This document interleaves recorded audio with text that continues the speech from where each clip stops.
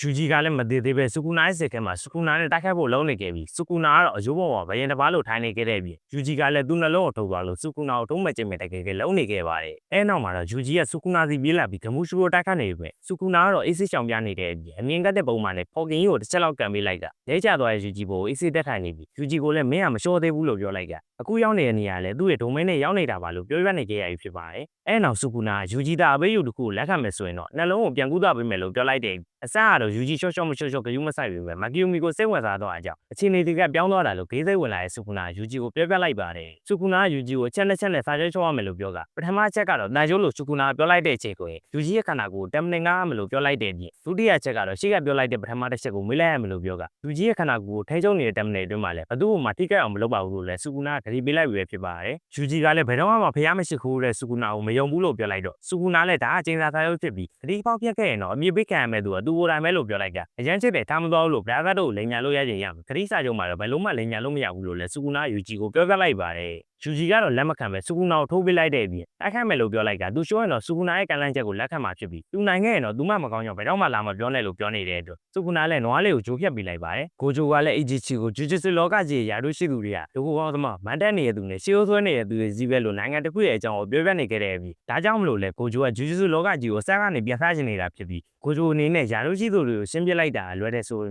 ်ယာတို့မြင့်နေရာတွေကိုထက်တက်လာတဲ့နောက်ပေါက်လေးတွေကလည်းအရင်လူတွေလိုပဲပြန်ဖြစ်လာကြမှာပဲဖြစ်ပါတယ်အဲဒါကြောင့်ကိုဂျိုကစံသမှုဝယ်ယူစစ်လိုက်တာဖြစ်ပြီးတာမာပြီးညကောင်းတဲ့လူငယ်တွေကိုစုကဂျူဂျီစလောကကြီးကိုပြောင်းလဲစင်နေတာဖြစ်တဲ့အပြီးအလားလှရှိတဲ့ကိုဂျိုရဲ့တပည့်တွေကတော့တတိယနေ့ကဟာခါရီဒုတိယနေ့ကအုပ်ခုစုနဲ့ဂျူဂျီကလည်းကိုဂျိုလောက်တမ်းမှလာဖို့အလားလှရှိတဲ့လူလို့ပြောနေတော့ပါပဲဂျူဂျီတယောက်စင်နာမောင်းနဲ့ဆီယမာလေးရှိမှထားထိုင်တော့ကိုဂျိုကလွဲလို့အားလုံးပါဇက်ဟောင်းသားဖြစ်ကုန်ကြပါတယ်ကိုဂျိုကတော့ဆီယဝဲမာလေးရှိုကိုလဲရီကိုဂျူဂျီရှော့သွားပြီလို့သာအထက်ကိုသတင်းပို့ခိုင်းလိုက်ပြီးကျူတိုကတင်တဲ့ကြောင်းနဲ့ပြင်းရဖလဲတဲ့ပွဲမှာကဂျူဂျီအသက်ရှင်နေတာကိုထောက်ပြမယ်လို့ကိုဂျိုကပြောလိုက်တဲ့ပြီးအထက်လူကြီးတွေအနေနဲ့လူငယ်တွေစီကငရေမှုတွေကိုလူယူတဲ့ friend လွတ်နိုင်တဲ့အလုပ်ရပဲလို့လည်းကိုဂျိုကပြောနေခဲ့ပါတယ်သာသောဆိုင်ထဲမှာလည်းဂရိုနဲ့စကားပြောနေတဲ့ဂျိုကိုဆွဲကျင်စာကောင်ကသူတို့အားလုံးပေါင်းပြီးကိုဂျိုကိုပြင်းမဲ့ဆိုရင်မနိုင်ငံလာဘူးလားလို့မင်းနေတဲ့အတွက်ဂရိုလည်းကိုဂျိုကိုရှင်းနိုင်မှုအထင်သလောက်လည်းမနေပဲအခက်မသိရင်သူတို့အားလုံးမှာအကျုံးခံရနိုင်တာမလို့ကိုဂျိုကိုဂျေးပိတ်ထားလိုက်တာအကောင်းဆုံးပဲလို့ပြောနေခဲ့ပါတယ် prison run လို့ခေါ်တဲ့အစင်းကျင်စာနဲ့ဆိုရင်တော့ကိုဂျိုကိုဂျေးပိတ်လို့ရတယ်လို့ဂရိုကပြောလိုက်တော့ဂျိုကိုလည်းအကြံကြီးကြံလို့ရတယ်ဆိုပြီးအပြိုကြီးပြောကထိတ်ကပါမိတွေထားတော့လာခဲ့တဲ့အဲ့ချိန်ဂရိုတို့ကိုဝယ်ဆောင်မှုလာပေးတဲ့ဆိုင်ရှင်ကတော့ဒီကိုလုံးမီးလောင်သွားကအဆုံးသက်သွားခဲ့ဖြစ်ပါတယ်အဲ့နောက်မှာတော့အပြစ်မဲ့တဲ့ဆိုင်ရဲ့လူတွေကိုဂျိုကိုဆွဲချက်ပူကအားလုံးမီးလောင်တိုင်းသွင်းပြလိုက်တယ်ပြီးသူ့အနေနဲ့စူနာလက်ချောင်းမနဲ့ချောင်းသာလောက်ဆွမ်းထက်လဲလို့မေးလိုက်တော့ဂရိုလည်း9ချောင်း10ချောင်းသာလောက်တော့ညီများလောက်ပါတယ်လို့မြောက်ပေးလိုက်တော့ဂျပူးမှာသာလဲကိုဂျိုကိုသူပြင်းမှမယ်လို့ပါထားလုံးနေခဲ့ပါတယ်မကီမီကလည်းတရာရှိရဲ့မိကိုသွားတွေ့နေခဲ့တဲ့ပြီးရှောနေတဲ့ကောင်တော့အချင်းနေမျိုးကြောင့်ထားခဲ့ရပေမဲ့နမဲသာပါတဲ့ဝက်စာလေးကိုတော့ပြန်လာနိုင်ခဲ့တဲ့ပြီးတားပြက်သူကိုလည်းချင်းမီမကင်နိုင်ခဲ့လို့တောင်းမနေခဲ့ပါတယ်နိုဗာရာကတော့ပြန်ပွဲတော့ပန်တာနဲ့လူလေးချင်းနေခဲ့ပြီးမကီမီရောက်လာတဲ့အချိန်မှာတော့နိုဗာရာကအတွင်းကမပေါ်တဲ့တမဲလဲခံနေရတဲ့အပြီးပန်တာကလည်းမကီမီနဲ့နိုဗာရာတို့ကအနီးကတက်ခတ်တဲ့နေရာတွေမှာအားနေတာမလို့တင်ချာလေးချင်းပေးရမယ်လို့ပြောနေခဲ့ပြီးတစ်ဖက်မှာလည်းကိုဂျိုကယူဂျီကိုကျေသာဆုံးအားထိန်းချုပ်နိုင်ဖို့အတွက်ကျေသာရဲ့အခြေခံသဘောတရားတွေကိုရှင်းပြပေးနေခဲ့ပါတယ်ယူဂျီကကိုဂျိုရဲ့တင်ပြခံနေရတာမလို့ခရက်စီအပြေးရမျက်နှာမျိုးဖြစ်နေပြီးယူဂျီကသူကအားနေတဲ့သူဖြစ်တာမလို့စကူနာကိုလည်းမထိန်းချုပ်နိုင်ခဲ့ပဲမကီမီကိုလည်းတမ်းပြီးတော့မလို့ကြိတ်ခတာကြောင့်မလို့မကီမီနဲ့နိုဗာရာတို့မျက်နှာချင်းဆိုင်ရမှာကိုခရက်နဲ့ကြည်ချင်းဆောင်ရမှာတဲ့ကြောင်းနေမိခဲ့တယ်လို့ပြောနေခဲ့ပါတယ်အဲ့ဒါကြောင့်ရင်ရတဲ့ပိုးတမလာခြင်းခဲ့တဲ့အပြင်အတမဆုံးဖြစ်လာအောင်လည်းတင်ကြားပြရလို့ကိုဂျိုကိုတောင်းဆိုတဲ့အတွက်ကိုဂျိုလည်းအရင်ဆုံးတပူးနှစ်ပူးကိုပြလိုက်ပြီးကျေသာဆောင်ရနဲ့ကျေသာနီးပညာကိုလက်တွေ့က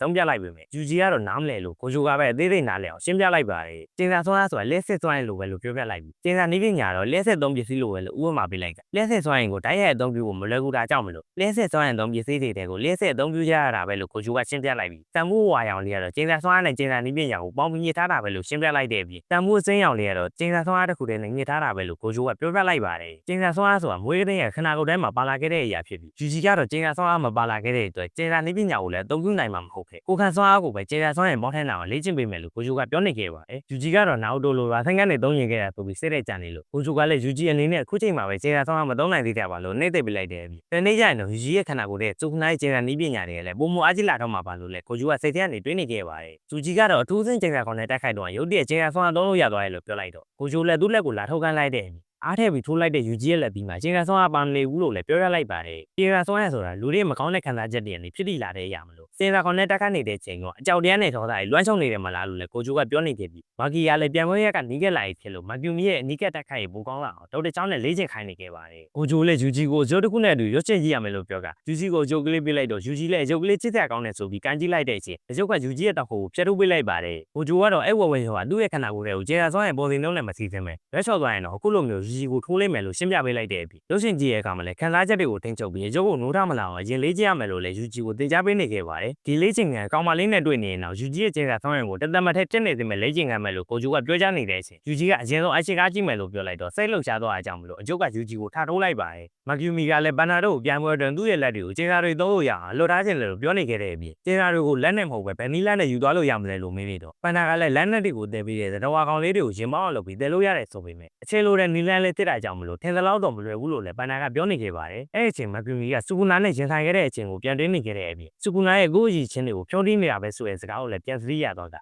နေကြီးကိုလမ်းနဲ့ထိကြည့်လိုက်တော့မကျူမီရဲ့လက်ကငေးကြီးကိုပေါဝင်သွားတာကိုမြင်လိုက်ရတဲ့အတွက်မကျူမီလည်းနီလက်ချတွေ့သွားပြီလို့ပြောပြလိုက်ပါတယ်တစ်ဖက်မှာလည်းရုပ်ရှင်ကြည့်နေတဲ့ယူဂျီကိုအကျုပ်ကပဲပဲနဲ့သုံးမနေခဲ့ပြီးကိုဂျူကတော့ဆက်လက်စင်တာကောင်လေးလို့ပြောကြားနေခဲ့တဲ့အပြင်ယူဂျီတင်နေတော့စူကူနာနဲ့အမေးယူတစ်ခုလောက်ခဲ့သေးလားလို့မေးလိုက်တော့ယူဂျီလည်းလောက်တော့လောက်ခဲ့ပေမဲ့မမိတော့ဘူးလို့ပြောပြလိုက်ပါတယ်အဲနောက်မှာတော့ကိုဂျူတယောက်ကြောင်းကြည့်စီသွားဖို့လုံနေတဲ့လမ်းမှာပဲဂျိုကိုရောက်လာပြီးတိုက်ခတ်လိုက်ပါတယ်ဒါလေးကတော့ဂျူဂျက်စုခိုင်ဆန်စီဇန်1 episode 6ဖြစ်ပြီးတော့နောက်ထပ်အပိုင်းသစ်တွေကိုဆက်တင်ပေးနိုင်ဖို့အတွက် like share comment နဲ့ YouTube မှာလည်း subscribe လေးလုပ်ပြီးအားပေးကြဖို့တောင်းဆိုချင်ပါတယ်